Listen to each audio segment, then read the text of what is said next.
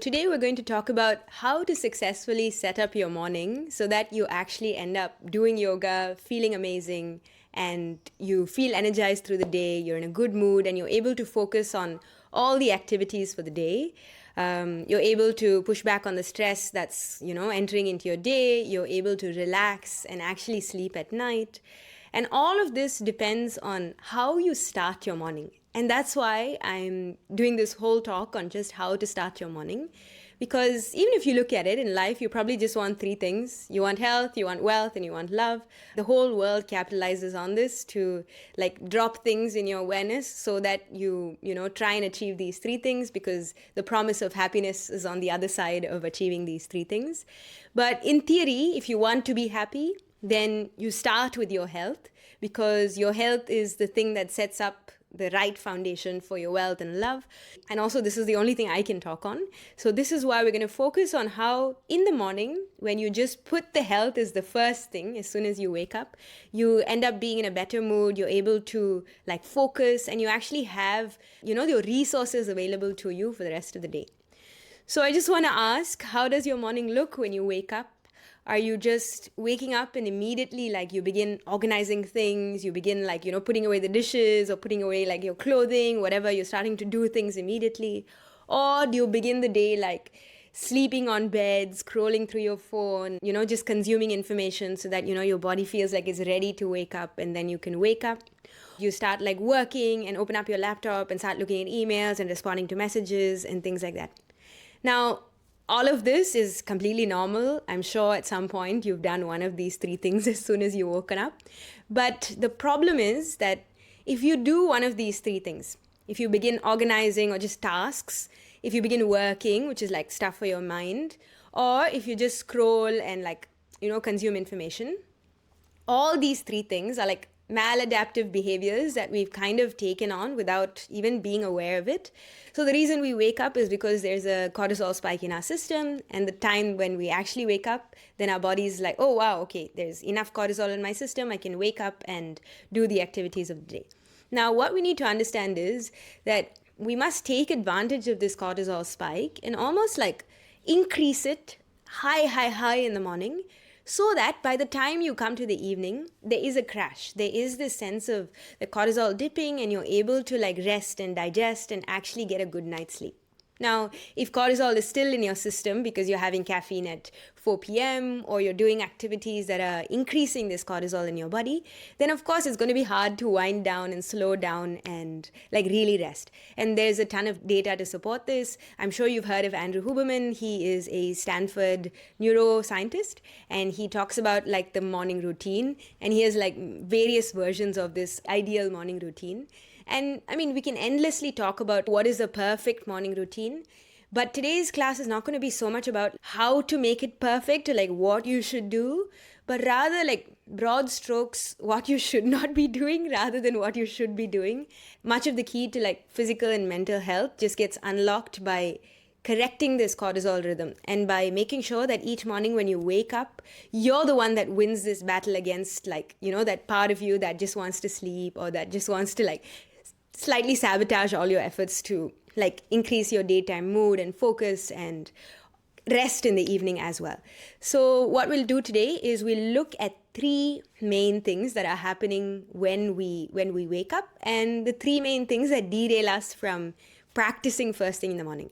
But before I go into those three things, I just want to say if you miss the window that you've chosen for yourself. So let's say you wake up at 6 o'clock in the morning.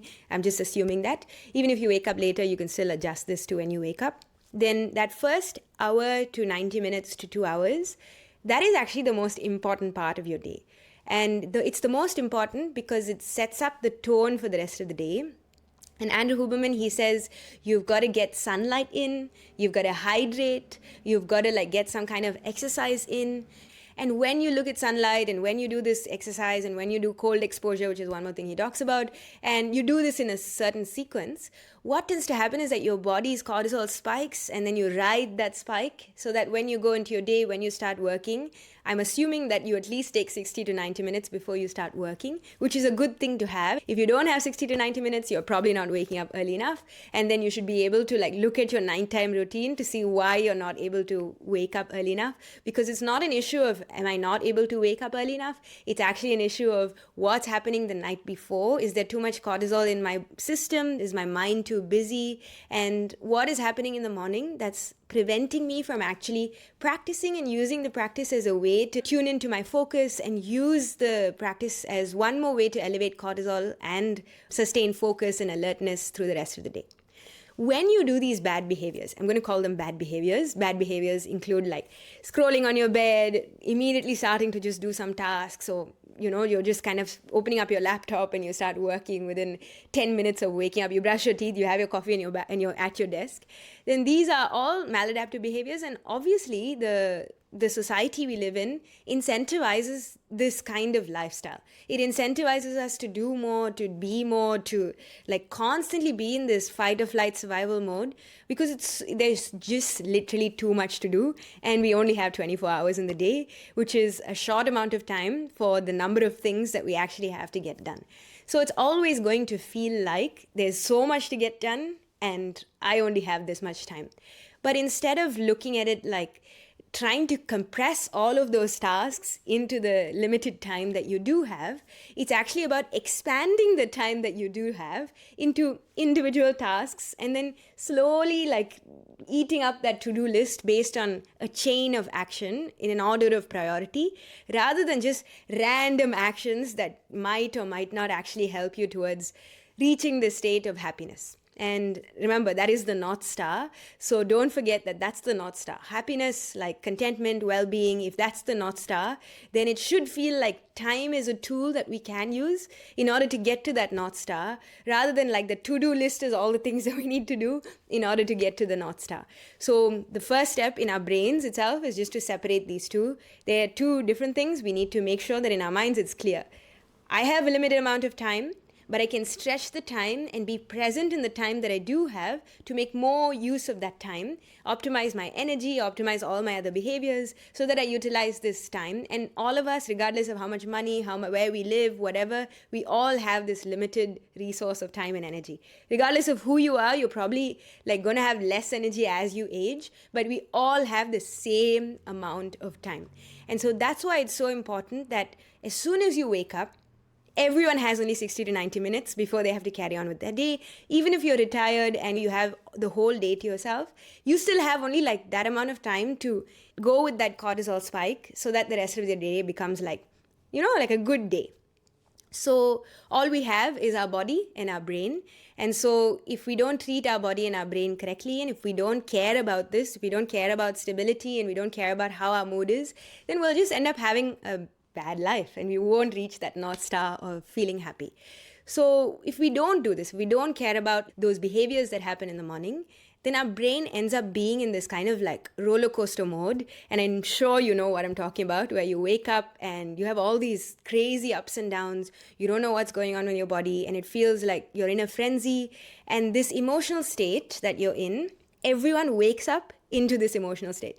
I know you may not believe me, but no one wakes up like feeling all calm and zen and like, oh yeah, I'm going to go watch the birds. Like, it doesn't happen like that. Most people are living in busy times and have lots to do. So everyone wakes up with a certain degree of anxiety, low level like frenzy that's occurring because of the to-do list, because of all the things that are left from yesterday that still have to be done, and it keeps piling on and it keeps on adding to this list. So it's never like that is getting lower. It's just that each day you wake up, you have a certain amount of residual frenzy or emotional dysregulation in your system.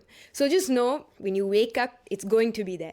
And it's what we do with this, or how we convert this into like a focused energy, a clear energy, so that we value stability. And through that stability, through that baseline level of calmness, we can actually work on those things and reduce the to-do list or eliminate things from the to-do list and create a chain of action that leads to happiness. So the brain needs to be steady. The brain needs to feel like it's clear, like it's clean. And that's what you need to value. Because a lot of us, especially if you're a woman, you know that like we have this low level like hypervigilance that we're always functioning from. It's like we're scanning the environment for danger. We're looking for like things that that will make us feel like, oh wow, what I'm thinking is actually being confirmed. And all of these behaviors we've adapted to be like this so that we can control our environment, so that we have things in check, because it's much easier to feel like, if I'm in control and I'm a disappointment or like I don't do something, then I can blame myself, rather than to actually admit I'm powerless against all that life is throwing at me. So that's the first thing, to know that even if we are hypervigilant and even if we do have timers every 30 minutes and we know exactly what we're doing, and we have like a clock in our bathroom to say, okay, 10 minutes you have to be at work, it's still that we can't actually control this to-do list. And it's first accepting the powerlessness. It's first saying I'm powerless against like nature's variations, all the stuff that's happening in my world. But what I can do, what's within my control, is actually to tone down that part of me that wants to do more, but rather put my brain in like a whole mind state, or a state where I'm not just operating from my prefrontal cortex and I'm not just making decisions based on, my thinking mind, but my whole body is like in the present moment and is functioning, and all the activities that the body and mind need to do, they're cooperating and stuff is getting done. And slowly over time, if you just keep doing that, if you fill your days with as much that you can do, like to your goal towards happiness, then eventually someday you'll notice you're happy.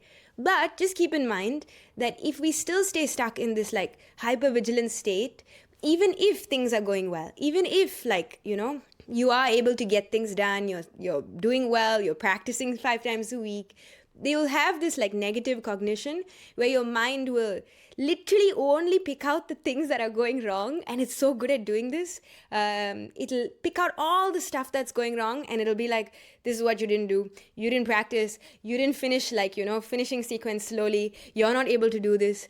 And again, this is one of those ways in which that little Jiminy Cricket on our shoulder is sabotaging us. So we've got to be really careful and know that this is negative cognition. So we'll never reach happiness, because the part of us that sabotages us literally won't allow us to see things that are happening that are good for us. So it's about selectively looking at things that are working, and then also saying, like, in the morning when I wake up, there's part of that frenzy, there's part of that mode that I just can't deal with right now. Like if there's dirty dishes, you cannot do all of the dirty dishes and clean your house and do everything and set everything right before you practice. It's just not possible. You just don't have the time. So it's to switch our brain to say, I'm going to selectively focus on a few things, like create a chain of action, a few things that I can control, that I can fix in the morning, so that I successfully set myself up for a good mood, for more focus, for more alertness, and for more rest at the end of the day. So I don't stay in that state of doing, even as I'm supposed to be sleeping properly. Being in an emotional roller coaster in the morning is normal because of the way society is conditioned us, but it's not the way that you have to accept it. Meaning you can change it. You can value stability more, you can value clarity of mind more, so that the enemy is that emotional roller coaster. The enemy becomes like being in that state of frenzy, just being addicted to that state of frenzy, because at least when you're in the state of frenzy, you don't have to feel powerless because you're doing things. So accepting powerlessness against the to-do list, and then just knowing that frenzied state of lack of stability is the enemy to real true progress and getting that to-do list down to actually feeling happy, and removing all the filters that we have, so that even when things are going well, we're not like negatively cognizing that it's actually bad. So if you are like, and you wake up in the morning and you're feeling amazing, and then you're feeling down the next minute, sometime by like 11 o'clock, when after your first coffee has worn off and you've had carbs for breakfast, you go down to like, something emotional happens, and you're down the next minute, and then you're up in the afternoon because you chatted with a friend or something, and then you're happy again, and then you're down again in the evening because you feel lonely. Like in a day, like just to map and see like, how many times do I have this like fluctuation of like up and down and up and down and up and down? I mean, that is actually not normal, but we've made it normal because our bodies have adapted to that fluctuation. And if you feel amazing in 1 minute and you feel down the next minute, all of the bad behaviors like binge eating, like scrolling, like all the things I'm going to talk about today, come from that trough, come from when you're feeling bad about yourself. So if you have predictability and stability and you start craving the middle line between the up and down, then you'll never end up in like a really, really low trough state that prompts you or sets you up for bad behaviors. Bad behaviors can be anything that, you're struggling with, but you don't end up putting yourself in such a high that you know that the low is coming. And when the low is coming, you just end up doing things that you're not proud of. And whatever that is, whether it's not practicing or whatever you're dealing with, that is what becomes like your life. The medium of all of that up and down is the printout of your life now. So if you notice yourself really energized in the morning and then really low and then really high and then really low, then there's something that you have to look at. There's something, that you have to see what is causing the high that's so high that there is going to be like a trough. And you can't exercise willpower when you get to the trough. And a lot of us make this mistake of when we wake up in a frenzy in the morning, it's 6:30 a.m. and we know we only have 20 minutes. We know, okay, I'm feeling like really like low now. I don't know what's happening, but I'm going to just force my way into finishing a practice or doing meditation or doing something that will make me feel better. It's very hard to work with that state. It's extremely hard. And so what I'm suggesting is not to let yourself go into a really high, because then you're going to come into a really low. And all of these tools, all of these things that I'm saying, don't actively, I'm not telling you what to do, I'm just telling you what not to do. And by removing, or via negativa, as they say, you just remove the things that are bad, then you just end up with a little bit more stable lifestyle. And that stable lifestyle then allows you to make decisions from that flat line rather than the trough. So when you wake up, the first thing on the list of the 3 things, the first thing is social media scrolling. A lot of us scroll through social media thinking that we're watching a bunch of videos. We think, wow, I'm learning a lot. I'm saving it into little folders on Instagram or TikTok or whatever because, I'll come back to it. And really be honest with yourself. How many times have you gone back to that, 5 to 10 second reel that tells you something about hair care routine or whatever that you saved 6 months ago? Chances are you probably never visit those folders. Chances are you're not learning anything really deep because you're just consuming information that are 5-10 seconds long. The way that it's designed is that it's meant to hook you in this endless scroll of other videos. But most importantly, and I want you to really pay attention to this, is that these 5 to 10 second videos, they aren't just videos. You think you're watching videos, but the people that are creating the videos and the people that are actually pushing those videos, the algorithm and the people that own these companies, they know that you respond to emotion. So let's say you're watching a viral video, there's a little cat, I don't know, balancing on a ball. Or there's a small child that's crying in Somalia. Or suddenly there's this guy who's flying off a mountain with a skateboard. All of these extreme things that you see on your news feed, on your Reels feed, they don't represent real reality. They generate emotion in you in such a short, quick time that you're actually not scrolling through 5 to 10 second videos. You're scrolling through emotions. You're scrolling through things that are literally designed to evoke emotion in you. And think about the roller coaster I just talked about. If you're constantly being pulled up and up and up and up each time you scroll through a 5 to 10 second video, if it doesn't spike your emotion, you're just going to scroll past it. So everything you watch, everything you end up seeing past 3 seconds, that thing is going to have some kind of emotional interest. Something is going to be oh yeah, I need to know. And they create these curiosity loops in their content so that you actually end up watching the whole thing. And it's not just that you watch the whole thing, it's that you watch the next thing. And it's addictive in that nature because all it's doing is it's mirroring or pulling up emotions that you already have. And for you to stay regulated after even 30 minutes of scrolling is impossible, because think of the number of times you've just been pulled up and you're just being spiked. So I just want you to think about what you're doing when you scroll in bed, or you even have your phone next to you for an alarm, which I think you should just have whatever, just order an alarm, like a regular old alarm, and use the alarm, or use, I don't know, something else, but not a phone as your alarm. Because then you'll just end up scrolling first thing when you wake up or last thing before you sleep.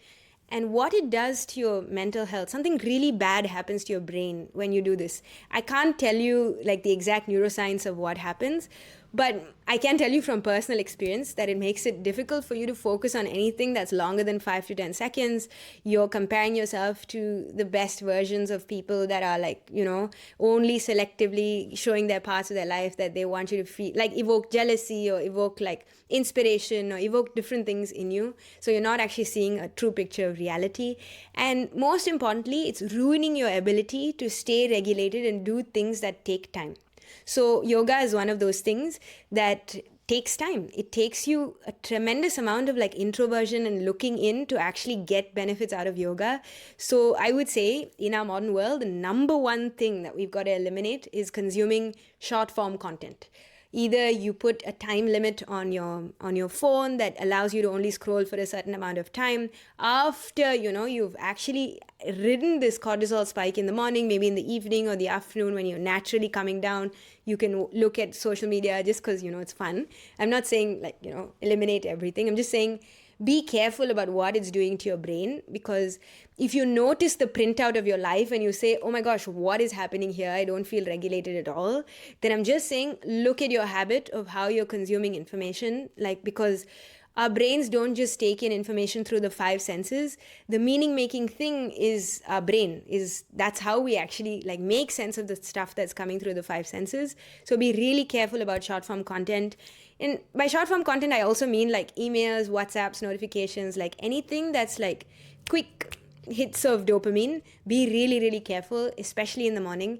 Ideally, if you can, don't even look at your phone until after you've practiced. If you can't do that, at least be really conscious as you use your phone, because you don't want a crazy spike. The minute you have a crazy spike, you've almost set yourself back 10 steps to not practice. So to successfully set up your morning, eliminate short form media, entirely if possible, but at least in the morning and late in the evening, because then it's literally making your brain, rotting your brain in some way. Number two is multiple tabs. And multiple tabs is like a state of being for doing multiple things. Now, I talked about this to-do list, but a lot of us, instead of going through it like a chain of action, one by one by one in order of priority, just because we want to get, we can listen to a podcast and clean. We can, drive and do multiple things at the same time. And that's how, we've evolved as humans. It's amazing. But when it comes to, actually setting your morning up, try not to stay in this multiple tabs open state of mind. Close the tabs. Literally go and close all your tabs, whether it's on your laptop or on your mind. Whatever things are still open, deal with them, put them away, and close your tabs. This, of course, is like a disease of doing multiple things at once. But if you really want to be present and expand time and get that one thing done really well, then it requires your full focus. It requires your full attention. And even during the day, if you notice yourself, working with your phone next to you, or even as you're working, you see multiple tabs open, your brain is literally going to feel more and more and more overwhelmed. So do your brain a little bit of a favor, at least in the morning when, you can help it, when you have control, to just do one thing at once. So if I'm drinking coffee, I'm drinking coffee. If I'm looking at the sun, I'm looking at the sun. And give yourself a single task. Just try and do one thing. Just focus on one thing. And that is really what will help us get away from this frenzied state. It's to take that and channel it into one thing. And then change that one thing, and then change that one thing, and then change that one thing. Because when you do this, then your brain gets into a regulated state. It's working from the whole mind rather than just the prefrontal cortex trying to solve everything. And then you're more embodied by the end of your practice, and then the rest of your day, you can do the same thing. You can, one tab at a time, finish the task, close the task, move on. Don't look at your phone and get distracted. Do one thing at a time. I know you've probably heard this a million times, but in our modern day and age, we can't be reminded enough. So that is the second one. The first one is short form content. So no short form content as soon as you wake up or before you go to sleep. The second one is don't do multiple things at once. Do one thing at a time, especially in the morning, because then you're setting yourself up, you're telling your brain throughout the day, you're just going to do one thing, we're going to expand time into that one thing, then you're going to do the next thing. And this sense of feeling of completion that you give yourself, that is what reduces the busy mind state of feeling overwhelmed. It's doing one thing. When you're in Janushashasana A, it's noticing the way in which your hand and your foot is in contact. When you're doing Trikonasana, it's noticing the way your belly is breathing. So one single task, per pose, one single task. And then the final thing in the morning to not do is to sugar spike. So a lot of us get hungry, like, as soon as we wake up, because we've obviously fasted the whole night, maybe we've had an early dinner, and food or consuming sugar or sugary snacks or like stress eating, carbs, all these things, they obviously send your body into this, like, I need to process this artificial substance that's in my system. I need to like digest it, and your whole entire like resources of your body turns towards processing these complex carbs or sugars or seed oils or gluten things or whatever you eat. So make sure that in the morning, at least, if you can, empty stomach. If you can't, warm water or like coffee without sugar. Like, try your best not to let what you consume, like food-wise, be a distraction for your practice. So those are the three main things. Short-form content, eliminating short-form content. Not doing multiple things, like starting to clean or starting to, everything at once. Do one thing at a time. If you're going to clean the room, clean the room. If you're going to brush your teeth, brush your teeth. And then the third thing is just not to spike your glucose levels by eating anything that might do it. Wait until after, and ideally, after you've finished spiking your cortisol naturally through sunlight, through hydration, through practice, then you can eat, because then your body will be better able to digest it, instead of directing all its resources directly towards like just dealing with that unnatural thing, that synthetic material that's not made for your brain. If you just remove these three things and like you try this for 30 days or 60 days until you feel like, okay, I'm actually not experiencing these crashes, then you'll notice there's no high highs and low lows. And whatever low level of anxiety or like emotional state that you're in that makes you engage in those bad behaviors, you don't have to exercise as much willpower to actually get yourself on the mat. And that's where we want to be. We just want to make it slightly easier for yourself. Just remember, close all your tabs, don't eat anything before practice, and try your best not to scroll or consume any short form media before you practice. Now, the next thing is, once you've done that, is what you do on the mat itself. So you've set up your morning routine in such a way that you've cleaned your environment, you rolled out your mat, and then you practice. The first thing is just to understand, when you do have like a state of like frenzy in your body, you're going to probably experience this state of frenzy for the first 20 to 30 minutes.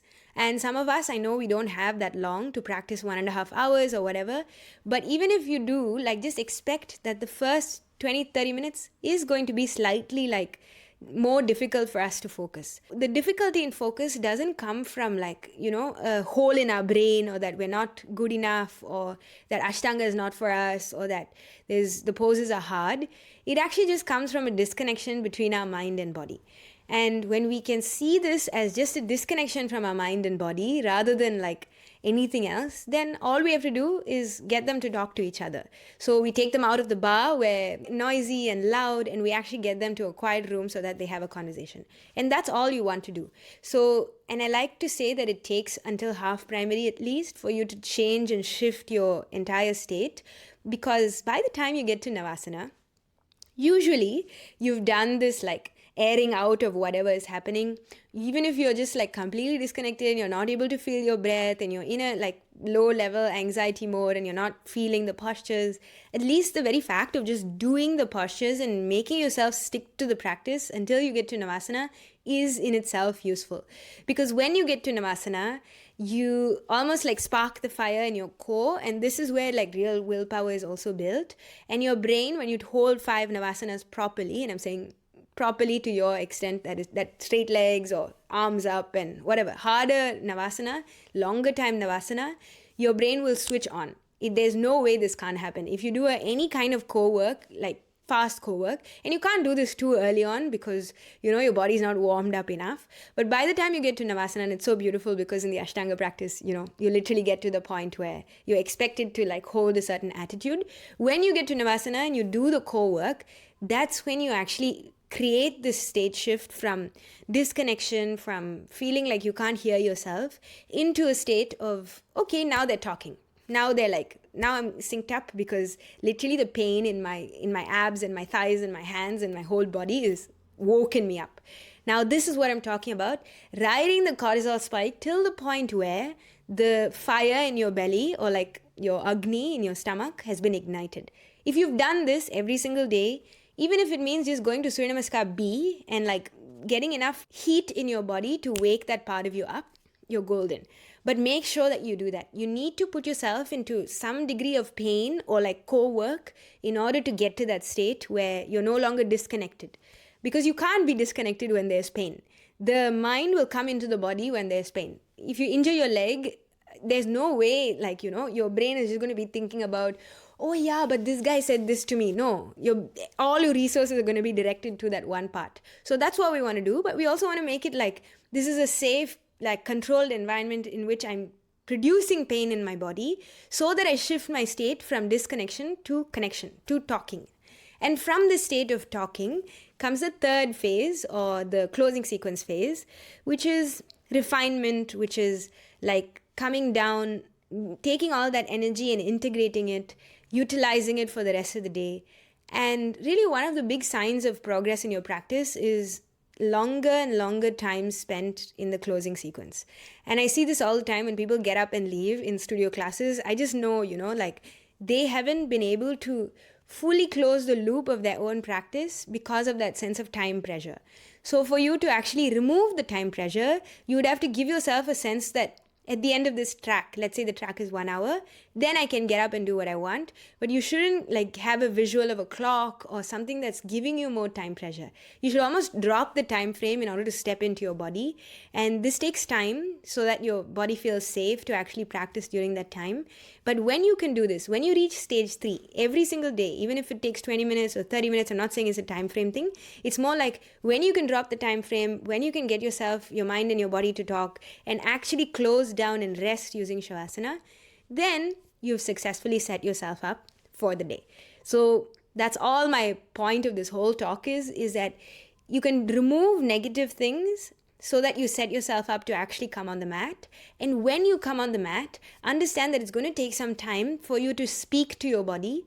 Take some time, allow that time to pass. Don't get up before that time has passed, regardless of how difficult it is. This is where you have to use what you've built with not like needing to use that much willpower by elimination to just stick with it. And then when you get to the end, when you get to the Shavasana and you feel integrated, your entire rest of your day changes. Like the way you show up at work, at, your family, everything else is different.